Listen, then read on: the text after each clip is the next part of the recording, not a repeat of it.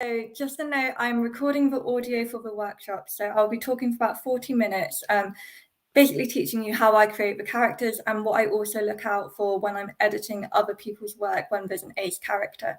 So I'll be recording this, so the audio of the workshop will be available for you to watch later on. When we get to the Q&A, I will stop recording, so none of you will actually be on the recording, so you don't need to worry about that.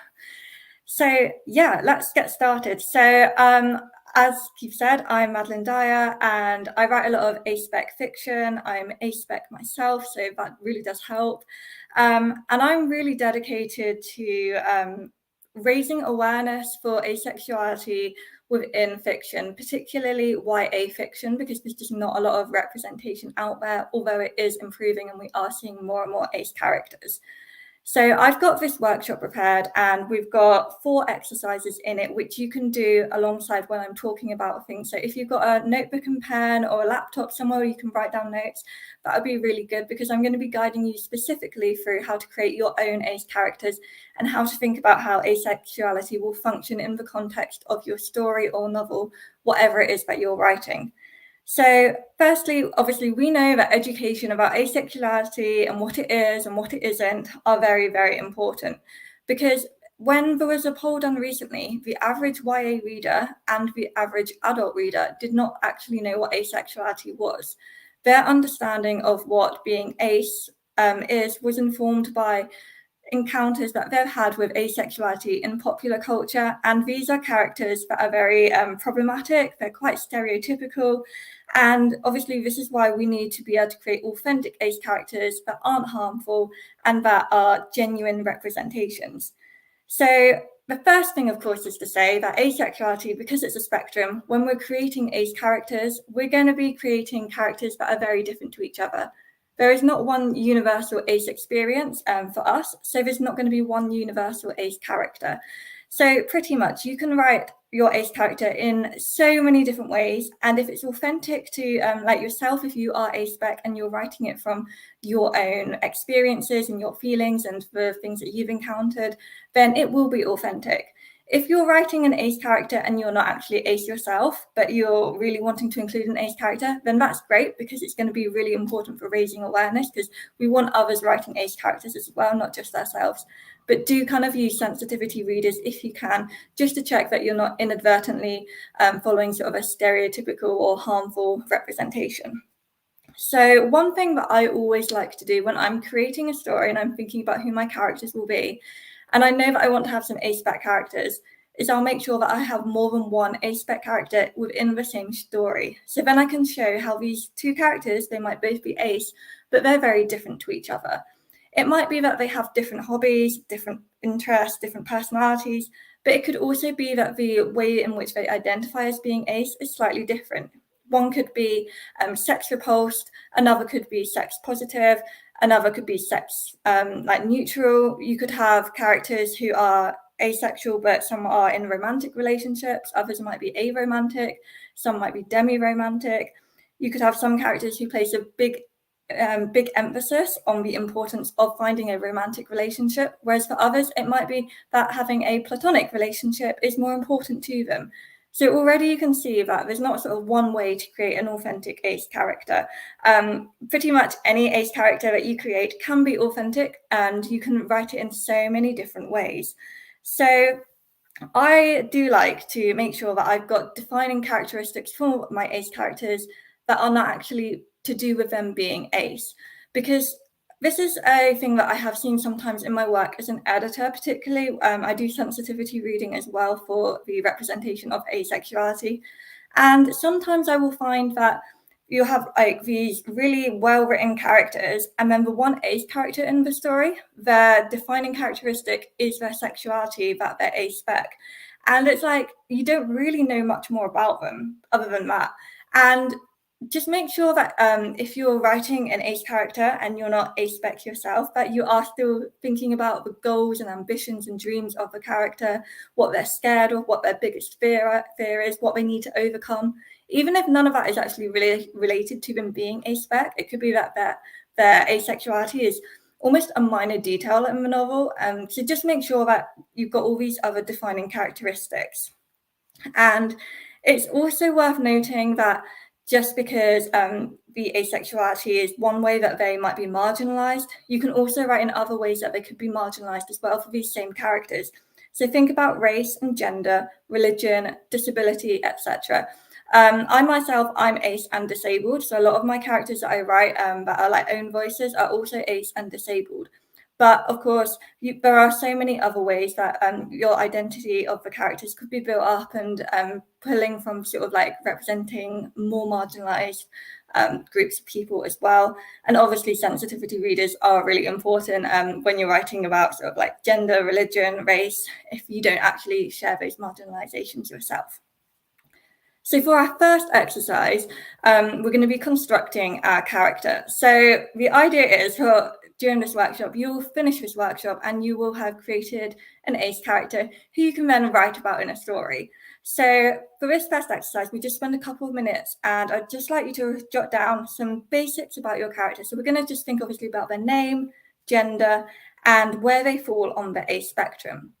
So as I'm talking through this next bit, if you're just like making a couple notes, don't worry, you won't have to share any of this with anyone unless you want to at the end in the Q&A, if you want to get some feedback from me and others in the audience on your ace character.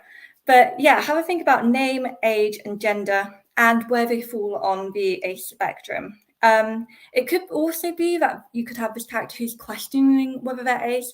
They could start off the story maybe not knowing what asexuality is, but they could very much then feel this relief when they find out during the story that asexuality exists, and they could feel that, yeah, I fit into this. So just thinking whether they're questioning, whether they're sort of like confident within their asexuality, those are quite useful things to think about when you're doing character formation and creation, rather than just sort of where exactly they sit on the spectrum. And the other thing that I always make sure that I think about when I'm first creating an ace character is like, yeah, I know that they're aspec, but what is their romantic orientation? Because this is something that I see a lot when I'm sort of like marking my students' work or doing a sensitivity read for publishers. Sometimes the character will be clearly labeled as being asexual, but their romantic orientation might not be discussed at all. And there is the tendency for some readers who don't know about asexuality and who are discovering asexuality through a novel, through a new character that is identifying as ace, for these readers to then think that if you're asexual, you are also aromantic, particularly if the novel that they've come across has a character who is both asexual and aromantic. But if that's not specified that the romantic orientation is a separate thing, sometimes these two things can get conflated together. So I always make sure when I'm penning a new character, I decide what their romantic orientation is, just as I'm deciding what their sexual orientation is. Like obviously they're going to be aspec, but where on the asexual spectrum do they sit? So I definitely realize that I need to find a way to not only sort of include how they're aspec in the novel, but also state what their romantic orientation is. So yeah, hopefully you've made a few notes about that. And just sort of when we're building our character profile, I also like to think about appearance. So obviously there is no look for asexuality. You can't look at someone and say they look asexual, because we all look so different, and you just can't sort of differentiate us like that. Obviously there are the ace symbols. So the ace flag, you could have a character, if they're really confident in their asexuality, who is very sort of proud to display their asexuality. They could be wearing colours that are part of the ace flag. They could have the ace flag sort of like sewn on as an emblem on maybe a bag or something.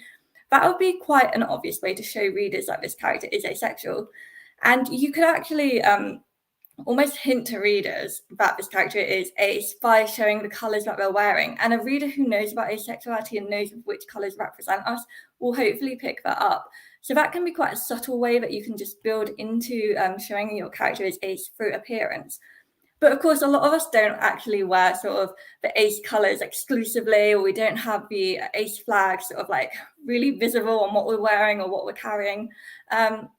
So just remember that your character doesn't have to look ace. And like obviously there's the ace ring. So if your character is wearing an ace ring, you could just mention it in the text that they're wearing a black ring, and readers who are ace will pick up on that, but readers who are not ace probably won't. So there's just sort of those things to bear in mind. One thing that I do see, which is quite a stereotype, and it's important for us to understand what the stereotypes are so then we can actively combat them during our writing. So a stereotype that I do see quite a lot is that a character is asexual and that they are really unattractive. You do see this sometimes in popular culture on TV programs as well, where a character is said that they're ace and they just are portrayed as being like conventionally unattractive, or it's almost like that's the reason that they're ace, because they're not attractive enough to sort of get a sexual partner. And of course we know that is completely wrong. That's not what asexuality is. It's not to do with appearance, but that does seem to be some stereotype I am seeing more often. So it's worth us just sort of being aware of these so that we can combat it. Equally, another stereotype to do with appearance is that ace characters and ace people don't care about their appearance because they're not trying to attract a sexual partner. I do see that a surprising amount, and I have seen that more recently as well, like popping up more and more. So that's also something I'm more aware of now. And once you're aware of these stereotypes, you could combat this in your writing by having your ace characters actually discussing it. Or you could have another character in the novel making an assumption about your ace character and seeing how your ace character responds to this, see how your ace character reacts to it. So think about how your ace character responds to misrepresentation of asexuality. So this is kind of the next exercise to do. Just make a few notes as I'm talking and sort of like link this into the character that you're now creating in your mind. If your character is really timid and quite a shy person, they might be unlikely to respond to every sort of misrepresentation instance that they see. They might not have the sort of confidence to combat these stereotypes and like voice it and like confront these characters who might be making these assumptions about asexuality that are quite harmful and misrepresentative. It could be that your ace character is quite quietly fuming about hearing all these things that are said.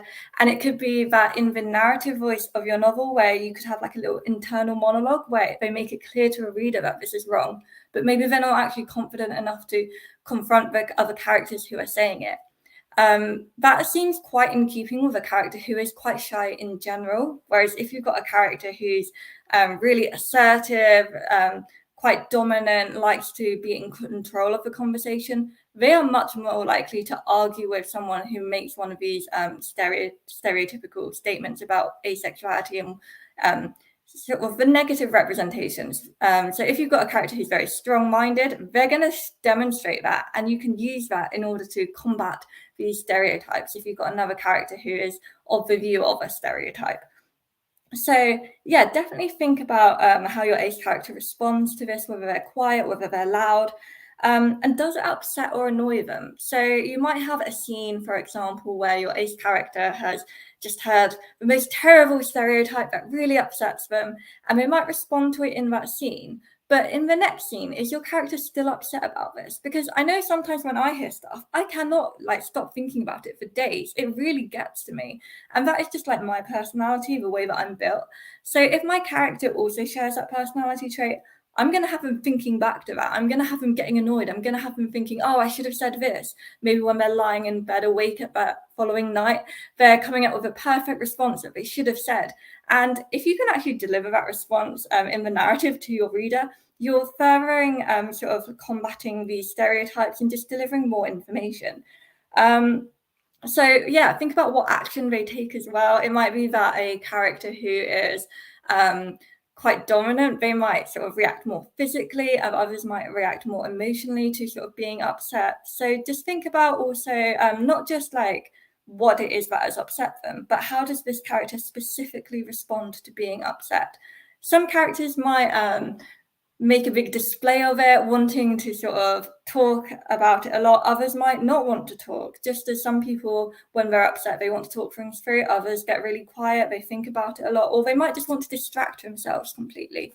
So there's all these different ways that we can respond and that our characters can respond. And if you're linking all of this into misrepresentation of asexuality and combating that in your novel, it can be really, really effective. And of course, we're raising education and awareness in doing so. So now that we're thinking we've got this profile that we're building for our ace character, we obviously want to be aware of the stereotypes and misunderstandings out there, particularly when the average reader, it has been proven, doesn't actually know a lot about what asexuality is. So if you are writing a novel where asexuality is really important to your plot, then it might make more sense in those stories for you to also address some of the stereotypes. Because you need to make it clear as well that asexuality isn't celibacy, it's not just exclusive to nuns and monks, it's not just because of religious oppression. And be aware of the stereotypes in the media as well, just in case there are some that might sort of naturally fit into your storyline more that you can then talk about more, because you don't want to be shoehorning all this stuff in. It's got to feel natural to your narrative. So one thing I have noticed recently as well is if you get a program and it's got one ace character in, quite often that ace character will be either really cold and robotic, they'll be portrayed as not having many emotions, as being out of touch, and that is a bit harmful in itself, because sure, you might get some ace people who are like that, but equally you're going to get ace people who aren't like that. And if you've got one ace character and they are like that, and you get an uninformed reader who doesn't know much about asexuality, they could then believe that all ace people are like that. And we kind of just want to show that there's not one universal way that ace people are. So if you can sort of like tackle any of these stereotypes about them being cold, robotic, emotionless, because those kind of things do build up to this really harmful assumption that there's something sort of like less human about ace people, which is obviously a load of nonsense, and it's not true at all. But some people do believe that sex and sexual attraction is what makes you human. So then when some people are saying, oh, I'm ace, they kind of like look at you a bit weird, like, oh, and they don't sort of like perceive your relationships as valid as theirs might be. And so it might just be worth thinking if there's any way that you can sort of bring this into your story and combat that in any sort of way. Equally, another stereotype that it might be sort of like useful to either avoid or to tackle, because you can still have a character who is like of this stereotype if that's authentic to your ace character that you're writing, but make sure that your readers will be aware that not all ace people are like this. So I do see quite a lot of stories. These are generally written by authors who are not ace spec but who are trying their hand at doing this, and they will write their ace character as innocent or pure or naive. And it's like, yeah, you're going to get some ace people who are innocent and pure and naive, but that's not what makes them sort of asexual. That's kind of like in addition. Whereas some of these representations I have seen when I've been working as an editor, I do see that it's almost like these characters are asexual because they're naive, because they haven't had these experiences. And that in itself can be really harmful. So if you are writing a character who might be sort of like shy and considered pure and naive and innocent, it might be worth just making sure that it's clear to readers that those are not why they are asexual. And if you do have another ace character in the story, that also helps combat that sort of assumption as well. So we'll just move on to another exercise now. So we'll think about asexuality and world building, because it's all very well thinking about the ways that you might want to tackle asexuality and like tackle and combat these stereotypes in your book, but you kind of got to make sure that it fits with the world building and the type of story that you're writing about. So firstly, if you just make a few notes on this as well, so obviously this is the next exercise and hopefully you're taking notes and like building up your character profile, it's worth thinking about the type of story that you're writing, the type of genre. So if you're writing a contemporary story set in the modern world, sort of like everyday, sort of present now kind of time, this could be contemporary, it could be thriller, crime, any of these sort of genres that are set in today's world where readers know it is the real world as it is now. You can have an ace character who is acknowledging that they're asexual. That's if that character knows it and has come across this terminology before. It's generally recommended that if you're writing a character who is aspec, that it is actually stated in the text that they are asexual, or their aspec identity is actually labeled, because that can be really helpful for readers. We're not just trying to work out if this character who we've fallen in love with and who we relate to, if they are actually ace like us. It's actually said in the text, so there can be no one who actually argues with us about that. I did see in a book group recently where there's this conversation and someone thought that the main character was aspec, and I read the book too and I agreed because I related to him a lot. There were a lot of things that I thought, yeah, that's pretty much like me with my experiences as an aspec woman. And then someone else in the book club who was not aspec, they said, oh no, that character's just not, they're not aspec. They were quite offended that we thought this character was aspec.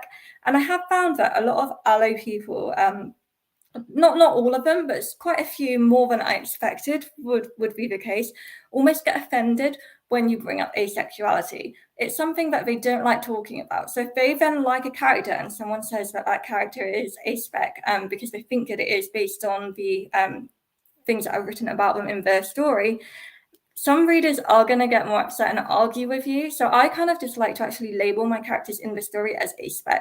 It could be just one simple sentence saying, I discovered asexuality was a thing when I was 15 and I was so relieved because this is me. It could be that another character is explaining to them, oh, do you know what asexuality is?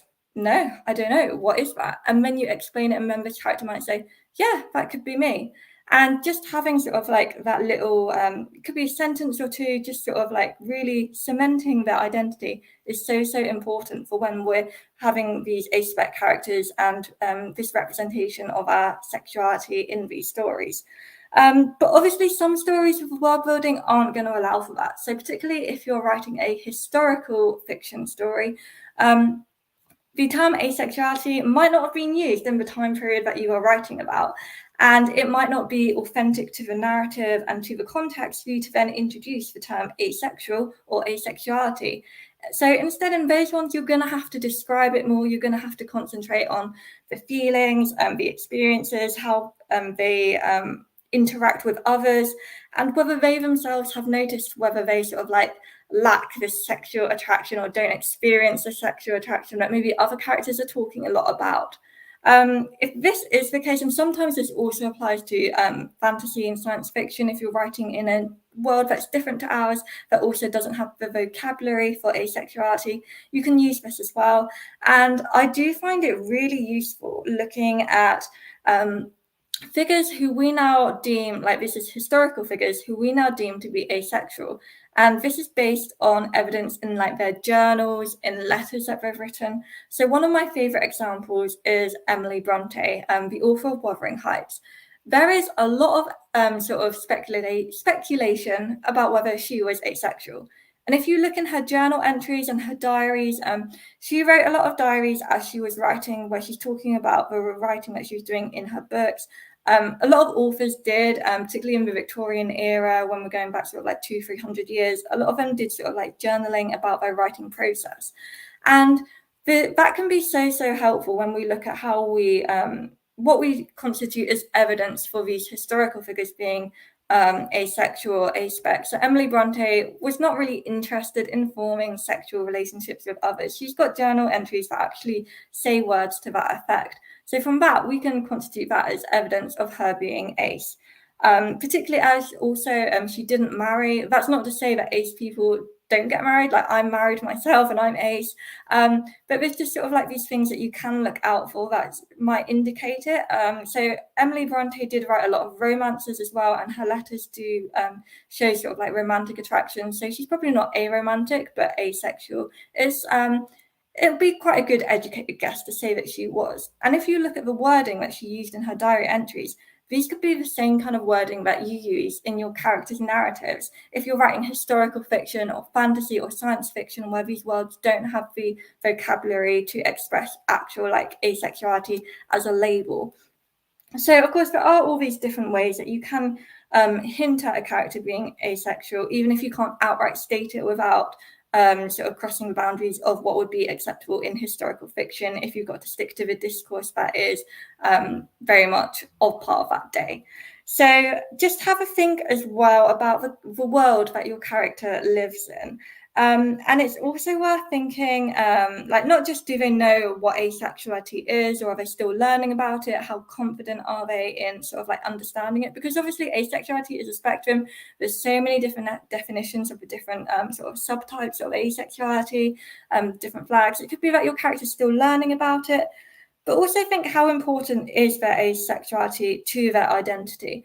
Is it safe for them to actually be out as asexual in the world that you are writing them into? So if you're writing a contemporary story, and yeah, your readers should hopefully know about asexuality more once they've finished your book, and it is something that is applicable in sort of our contemporary environment, but your main character in your story might not actually feel safe coming out to their family in the story or their friends.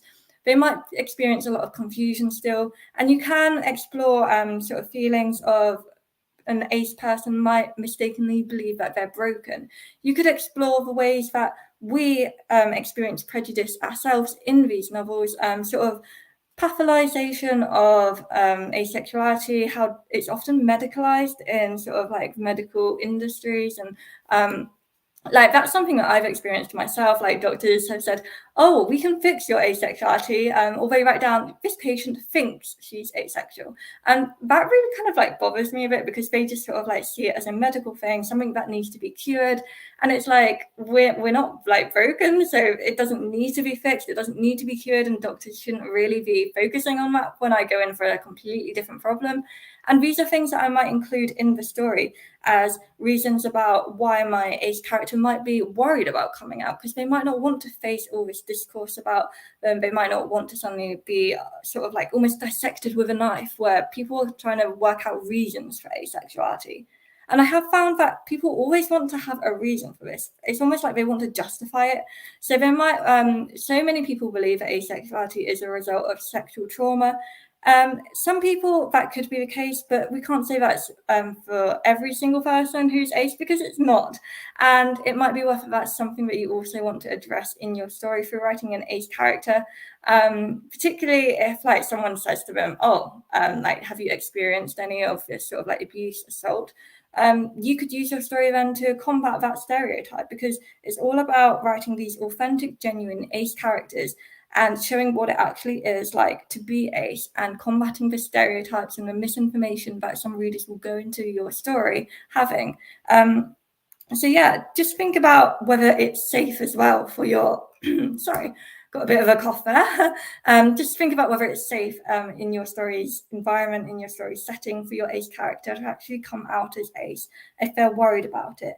And if of course, that they're still sort of wrestling with their own identity, trying to find a label that they think suits them, then you can write that struggle into your story as well. You could have them wondering whether labels are actually helpful. So in one of my books, The Rhythm of My Soul, I've got 3 aspec main characters in that. 2 of them love the idea of labels.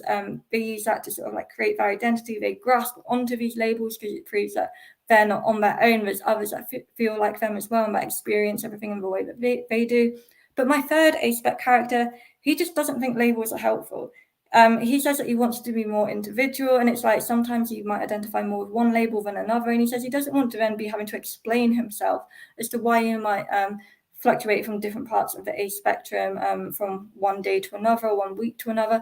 So he's very much saying yeah, I'll explain what I'm like, how I feel about it, but I can't find a label that encompasses me sort of all the time. And he doesn't want to label himself as one part on the ace spectrum only to then change it the next day or the next week, because he says then he's just going to be having to explain himself, and he doesn't want to feel that he needs to justify his asexuality. So just thinking about that in terms of whether your characters even like the labels, if they find it helpful or not, whether they find it sort of performative or reductive. These are different things that you can also think about. So the next exercise that we have, so hopefully you've just been making some notes about whether your character sort of embraces their asexuality, whether it's safe for them to be out. We're just going to be thinking now about how you actually show their asexuality in the story, in terms of how important the asexuality is to your storyline. So if you're writing a contemporary novel, say, and you're writing a crime thriller, and the main plot is going to be about, say, your main characters realize they've got a stalker, and this stalker is after them. So their main goal is to stay alive, find out who their stalker is, and beat them, get them sort of locked up by the police, basically eradicate the threat that they are to them. That would be the main plot arc of the story if we're writing this contemporary crime thriller. But the main character could also be Ace, and it could be sort of like just a thing that's in the background just to explain sort of like more about who they are, how they feel, how they experience things. So in that case, you can say that your asexuality discourse in the story is going to be quite limited, because if it's not a massive sort of main thing linking to the main plot, the overall arc of the storyline, it wouldn't make sense to have reams and reams of discussion on asexuality. If you did that, there's the risk it will come across as being a bit preachy, being there a bit just to sort of like educate readers. And the thing is, when we're writing fiction and we're wanting to write these ace characters who are authentic to educate the readers, we don't want it to actually seem like we are educating them. We don't want a reader to feel that they're being lectured to, that they're being preached to, because then they're likely just to stop reading and they're going to be drawn out of the story. So it's in these cases where the story isn't about being ace, it's like weaving in these little information snippets about being ace. So you could have this main character, when they are realizing that they've got a stalker, you could have them discussing it with another character, maybe a close friend, and that character could say, oh, could it be an ex-boyfriend or an ex-girlfriend? And maybe this character then says to him, oh, I've not been in a relationship before. Their friend might then ask, oh, why is that? And the character might then want to disclose, oh, I'm asexual, or maybe aromantic as well. So you could build it in that way. There are so many different ways that you could just like weave it in, and you don't actually need to give sort of like paragraphs and paragraphs. Equally, in this story where we might have the plot arc being about something else, you could still have this character reacting to a stereotype of asexuality, as I was talking about earlier, where they just stumble across it, or maybe they just see like really bad representation of it on a TV program that your character is watching. And you could just use sort of like a page just to sort of explore asexuality further if you wanted to, but it's got to feel authentic to the story as well, rather than it just being something that you're shoehorning in. If, on the other hand, you are actually writing a story about being ace, about what asexuality means for your character, it could be a story about them coming out, where their main goal is to feel that they can come out safely, that they can tell people that it's important for them to tell that they are ace.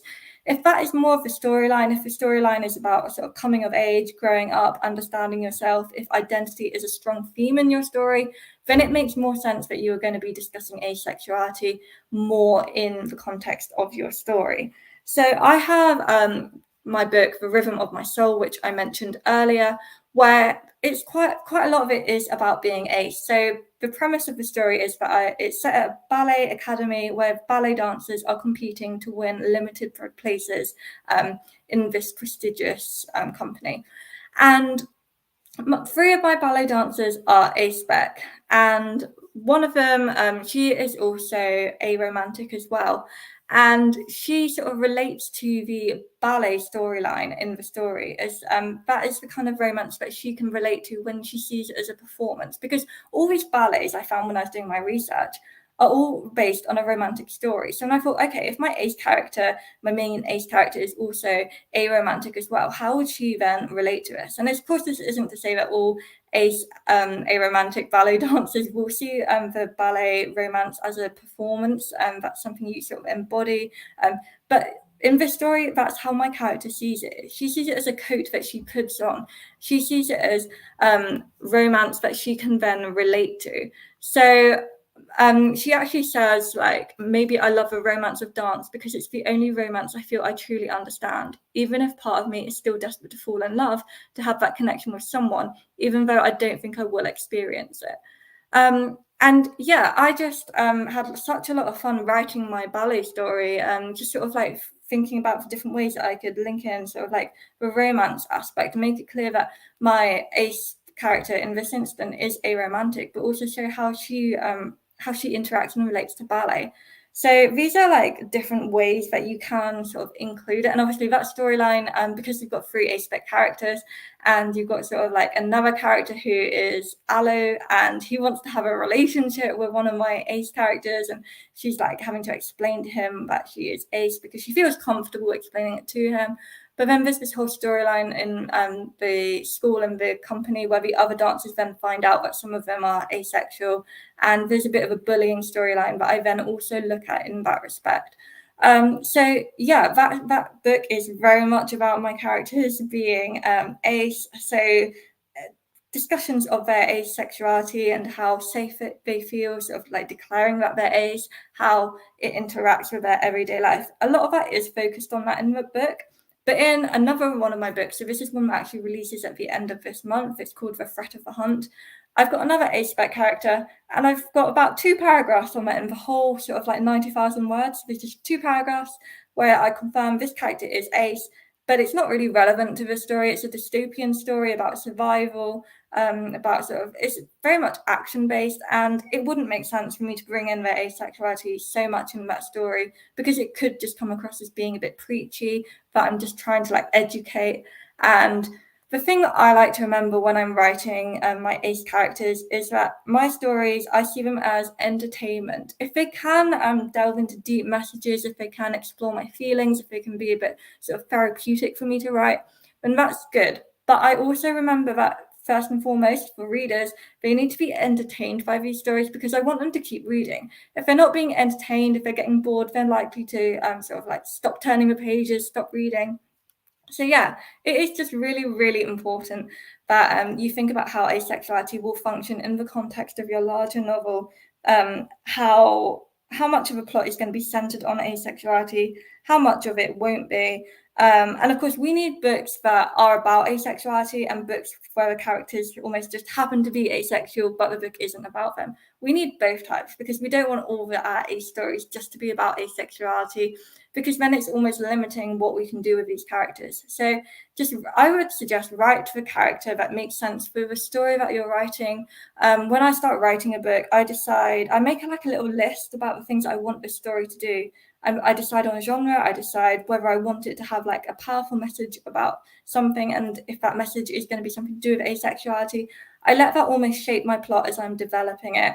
When I write, I don't really plan out more than that. I just have like my one little page of notes, and then I see where the story takes me, where the characters take me, and then once I get to the end of the first draft, I know what kind of story I'm writing, so then I know how to shape it, and I know how to make sure that my ace character is not only authentic, but that he or she or they are working in the context of the story that I am writing. And of course, beta readers, critique partners can be so helpful for that, when you're making sure that you're not just shoehorning in this ace character for the sake of having an ace character, and that it almost might come across like that to readers. You want to make sure that your ace character is fully grounded in the story, just as every other character is. So yeah, that is the end of the teaching component of this workshop. So hopefully you've had